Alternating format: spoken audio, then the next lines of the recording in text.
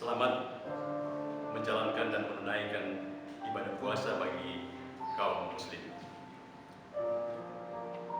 Saudaraku yang terkasih, suatu ketika seorang guru sedang mengajar, seorang guru SD, dan dia bertanya kepada murid-muridnya, siapakah tokoh-tokoh yang kamu ketahui dalam Alkitab? Atau siapa yang berjasa yang tahu di dalam Alkitab? Dengan spontan seorang murid menjawab dengan penuh percaya diri, mereka semua mati, Pak. Atau mereka mati habis, Pak Guru. Suatu jawaban yang terkesan asal-asalan, tetapi mengandung makna yang dalam. Sepintas kita mendengar dari jawaban, kita langsung mengklaim bahwa anak itu tidak mengetahui isi Alkitab. Tapi justru sebaliknya, dia sangat mengetahuinya. Jawaban sederhana ini pun pasti akan diakui Paulus dan tokoh-tokoh lainnya, seperti yang ditulis sendiri oleh Paulus dalam kitab Galatia 6 ayat 14. Tetapi aku sekali-kali tidak mau bermegah selain dalam salib Tuhan kita Yesus Kristus. Sebab olehnya dunia telah disalibkan bagiku dan aku bagi dunia. Menurut Paulus, tidak ada yang perlu dimegahkan atau dibanggakan manusia selain salib itu. Walaupun ketokohannya di antara tokoh lain yang telah berkarya dan yang telah memberi hidupnya untuk pekerjaan pelayanan, untuk kemuliaan Tuhan yang tidak diragukan lagi kredibilitasnya, tapi dia pun menyadari akan keterbatasannya. Saudaraku yang terkasih, dari salib ini atau itu mengingatkan manusia yang telah mewarisi dosa sejak peristiwa Adam jatuh menjadi serupa dengan dunia ini dan malah diperbudak oleh dosa, sehingga berada dalam sistem atau regulasi yang terasing dari Allah. Tetapi oleh salib menunjukkan karya Kristus yang menanggung penderitaan sampai mati.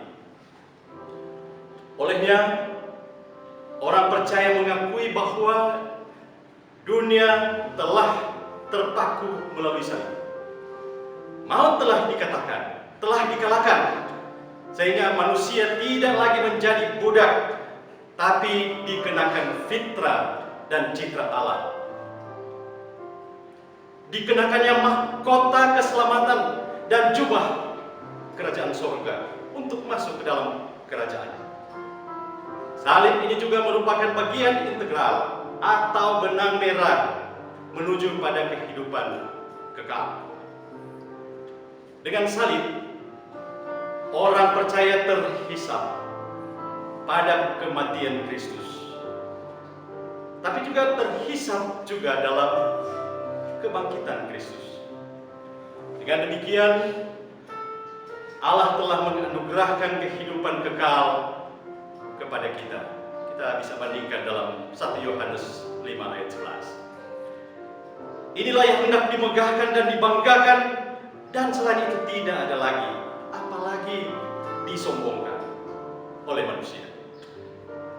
Walau demikian, kita boleh berbangga dengan karya, inovasi, kreativitas kita, karena kita yakini itu juga adalah bagian anugerah Tuhan. Tapi jangan sampai melebihi kebanggaan dan kemuliaan kepada Kristus yang menganugerahkan karya dan hidup kekal. Nike Ardila dan Ricky Ricardo dan masih banyak lagi artis tanah air muda dan berbakat, populer di masanya, tapi tiba-tiba meninggal di usia muda karena kecelakaan dan sakit. Demikian juga ada yang berumur panjang dan sukses, tapi lambat laun tenaga dan kulit serta suksesnya mulai berubah. Manusia sering terjebak dengan mengidolakan sesuatu termasuk dirinya sendiri dan keras kepala atau kepala batu. Egois dengan sesuatu yang ia yakini walau tidak dikehendaki Tuhan. Manusia ingin hidup untuk hidup itu sendiri atau hidup untuk dunia dan menghalalkan segala cara untuk mempertahankan hidupnya dan lupa akan identitasnya sebagai makhluk yang harus takluk pada pencipta, sehingga tiba pada ketakutan yang besar apabila ada sesuatu yang mengancam pada kehidupannya.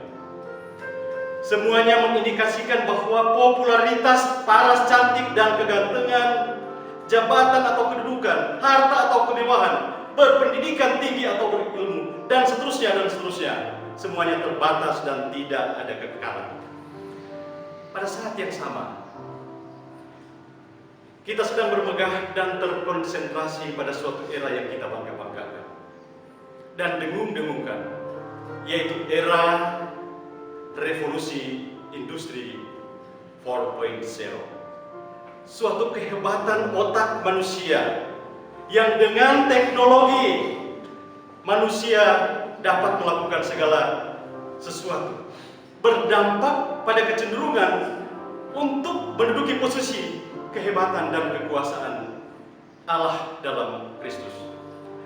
Tapi cukup ironi juga, hanya dengan makhluk kecil COVID-19 membuat manusia kocar-kacir. Ilmuwan dan kaum intelek mulai diragukan kecerdasannya, sementara kaum rohaniawan dianggap mulai kehilangan hikmat dan roh. Saudara yang terkasih, dengan kenyataan itu, dunia menanti cahaya pelangi, suara roh untuk membangkitkan semangat. Semua kita hanya jumpai pada Yesus Kristus, pemilik nafas dan hidup, sehingga menyadarkan kita bahwa tidak ada yang dapat kita megahkan selain bermegah dalam Kristus. Seperti respon iman yang terungkap dalam lirik lagu yang sering dinyanyikan.